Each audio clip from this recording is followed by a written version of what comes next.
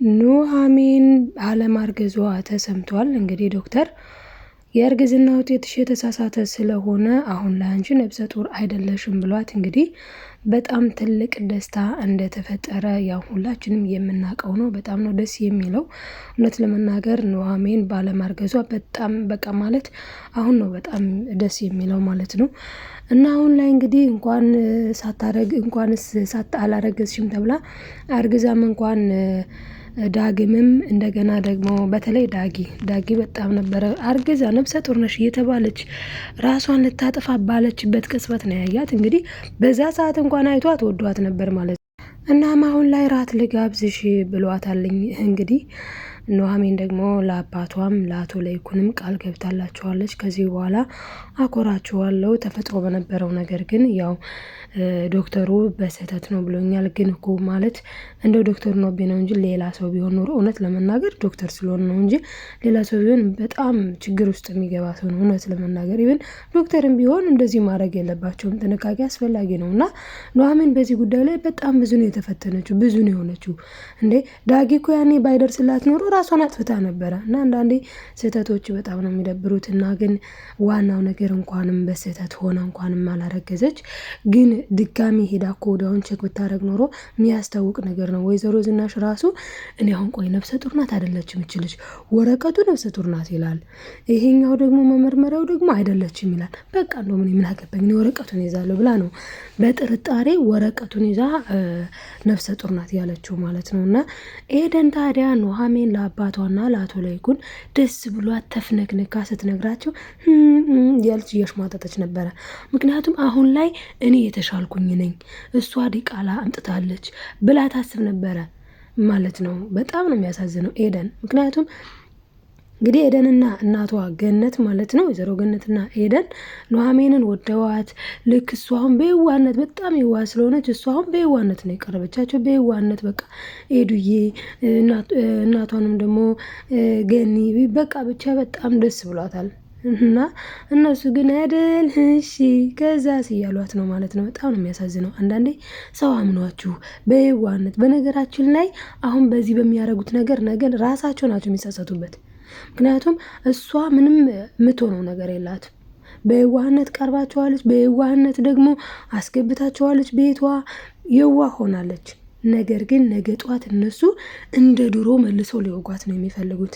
ይሳካላቸዋል አይሳካላቸውም የሚለውን እስኪ እናንተም ገምቱ። ምክንያቱም ከዚህ በፊት እንደምናውቀው ወይዘሮ ገነት በተለይ የተለያየ መርዝ ምንም እየሰጠቻት ነበረ። ግን ያው ፈጣሪ ስጠብቋት ኑሃሚን ምንም አልሆነችም። እንኳን እሷ ወይዘሮ ዝናሽ እንኳን በገንዘቧ የምታምነው ማለት ነው ለገነት ያን ሁሉ ገንዘብ ሰጥታ ያን መርዝ ሰጣት ነበር። ያ መርዝ አስቡት እንግዲህ ልጇን የሚገድል ነው ብላ ነው የሰጠቻት።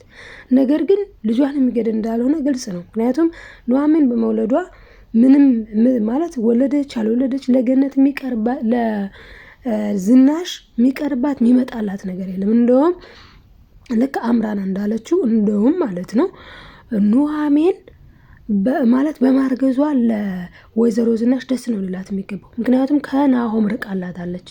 በእርግጥ ዳጊ ነፍሰ ጡር ሆኗ እንኳን ሊርቃት አልፈለገም፣ አፍቅሯት ነበረ። አሁን ላይ ደግሞ ሞር አፍቅሯት ጭራሹን እራት ልጋብዝሽ እባክሽን እያላት ነው። እራት ብቻ እኮ ነው እያላት ነው። እሷ ደግሞ አንተ በእናትህ አትጃጃል፣ ይልቅስ አሁን አባቴ ይመጣል ሂድ ያመረረ እንዴ ልጁ እያለች ነው። ጎበዝ አሁን እንደዚህ ነው ኮስተር። እንዴ ትናንትና አባቷ ነግሯታል በይሉኝታ ታስረሽ ምንም ነገር አታድርጊ። አዎ ኤርሚያስ በይሉኝታ ነው ያሰራት ለአባቷ ስለደረሰ።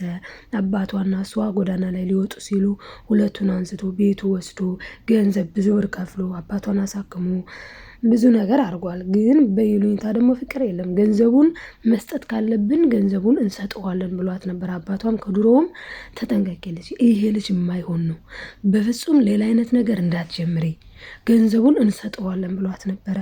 እና እንግዲህ አቶ ለይኩን ደግሞ በጣም ደስ በሚል ሁኔታ ከሕክምና ወጥተው የሚሄዱት ወደነ ኑሃሚን ቤት በመሆኑ በጣም ደስ ይላል። በዚህ አጋጣሚ ግን ወይዘሮ ዝናሽ በጣም ነው ያዘነችው። በነገራችን ላይ አዝኖ ሰው ተጸጽቶ ከስራዬ ከድርጊቴ እማራለሁ ካለ ደስ ይላል። ነገር ግን አዝኖ ተጸጽቶ ግን ያንኑ ስህተት የሚሰራ ከሆነ ምንድነው ጥቅሙ? ምንም ጥቅም የለውም። ወይዘሮ ዝናሽ አሁን ላይ አዝናለች፣ ተክዛለች፣ ባደረገችው ነገር አፍራለች። ነገር ግን ምንም ለውጥ የለም። ግን ምንም አልተለወጠች። ምክንያቱ ደግሞ ምንድነው? ያለመለወጧ ምክንያት ክፋት ነው ምክንያቷ።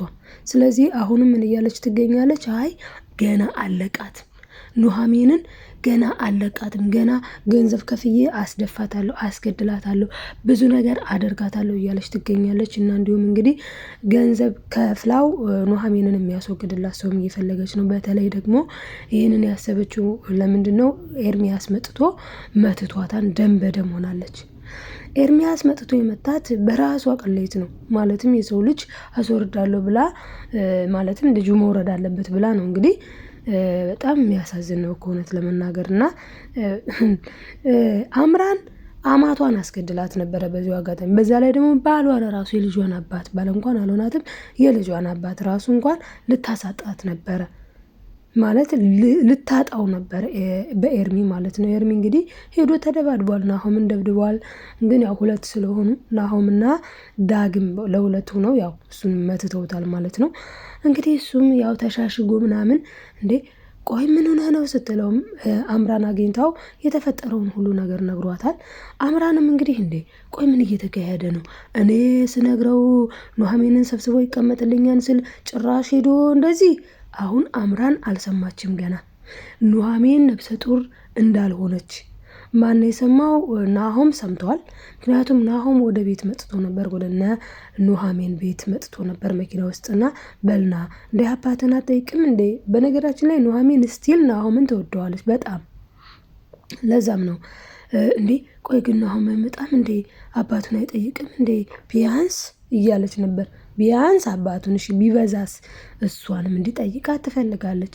እና ደግሞ አምራን ትጎዳዋለች፣ አምራን አትሆነውም ብላ በጣም ስለምትሰጋ ነው። ናሆም ግን ጅል ስለሆነ በጣም ወልፎ ነው እውነት። ጭራሽ ምን ይላታል ኑሐሚን? እኔና አምራን ልንጋባ ነው፣ ቤት እየፈለግን ነው። እዚህማ ካመጣኋት ደግሞ የአንቺ ልጅ እጣ በልጄ ላይ ቢደርስበት ማለት እናቴ የምትጠላውን ሰው እንደዚህ እያደረገች ስለሆነ የኔንም ልጅ ነገ እንዲወርድ የሆነ ነገር አለማድረጓን እርግጠኛ አይደለሁም።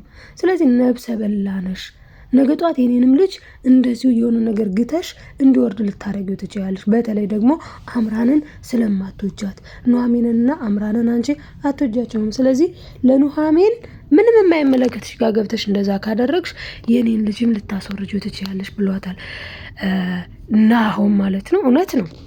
ወይዘሮ ዝናሽ አታርፍም። በጣም ነው የምታሳዝነኝ። እንዴ ሰው በዚህ ልክ መጥፎ ይሆናል እንዴ? አሁን ህፃን ልጅ ገድላ ምንድነው የምታገኘው? ምንድነው የምትጠቀመው? በጣም ባለጌ ሴት ስለሆነች ነው እንጂ እስቲል ደግሞ ነው እንጂ በጣም የምታሳዝነው ነገር ደግሞ ጭራሽ ባስ ብሎ ማለት ነው ልጁን አልተሳካላትም። ገነት ያው እንግዲህ ጥሩ ነገር ለማድረግ ለመወደድ ብላ የዝናሽን ገንዘብ ወስዳ የዝናሽን ገንዘብ ከወሰደች በኋላ ደግሞ መርዙንም አልሰጥቻትም ለኑሐሚን ማለትም ኪኒኑን። አሁን ላይ ታዲያ ወይዘሮ ዝናሽ ገነት እንድትበቀላት ቆርጣ ተነስታለች። እኔ የምለው የወይዘሮ ዝናሽ በቀል መቼ እንደሚያውቁም ክፋት ስለሰራች መስሎኝ ባሏ ጥሏት እነ ገነት ቤት ያለው እነ ኑሐሚን ቤት ያለው እኮ አቶ ለይኩን ክፋት ስለሰራች እኮ ነው፣ መጥፎ ስለሆነች እኮ ነው። እንዴ እንደዚህ ነፍሰ በላ ሰው ጋር ነበር የምኖረው ብሎ እምቢ ብሏል። አሁን ላይ የሚያናግራት ሰው ያለው ኤሚን ብቻ ናት። ማንም ሰው ሊያናግራት ፈቃደኛ አይደለም። ናሆም አክሮፏታል፣ እኔም አስጠልታኛለች። ኤሚን ብቻ ናት የምታወራት። ለነገሩ እሷ የእናቷ ልጅ ስለሆነች ነው ብሎ እንግዲህ ዳግም ለኑሐሚን ነግሯታል ማለት ነው።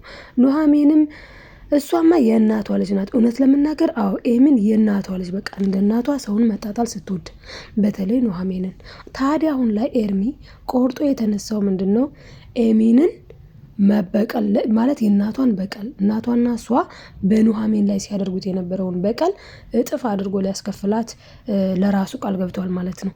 እሱም እንግዲህ የወሰዳት ባር ቤት አለፈው ፓርት ማለት ነው። የወሰዳት ባር ቤት መጠጥ ጭፈራ ቤት ማለት ነው። ቀውጢ የሆነ ቦታ ነው። እዛ ወስዶ እንግዲህ ሰክራ ነው አባቷ ሆስፒታል መሆኑን ሳትሰማ ጥምዝ በቃ ድንዝ ብላ እና ዳጊን ቤት ሂደ ጠብቅ ቤቱን እስኪ ይኸው፣ በዛ ላይ ደግሞ የሚነት ብቻዋን ናት ተብሎ ከሄደ በኋላ እንግዲህ እሷ ጠምብዛ ከኤርሚ ጋር አስባችሁታል። በዛ ሌሊት ማለት ነው እንግዲህ በጣም ነው የሚያሳዝነው። ዳጊ ባይኖር ቤቷ ሙላ ላትገባ ትችል ነበረ ማለት ነው። እና እንግዲህ ኤርሚ ለራሱ ቃል ገብቷልኝ በዚህ በኩል ለመበቀል ማለትም ኤሚንን እንደ ሌሎች ሴቶች እንደ በፊትም ሲያደርግ እንደነበረው አይነት ማለት ነው።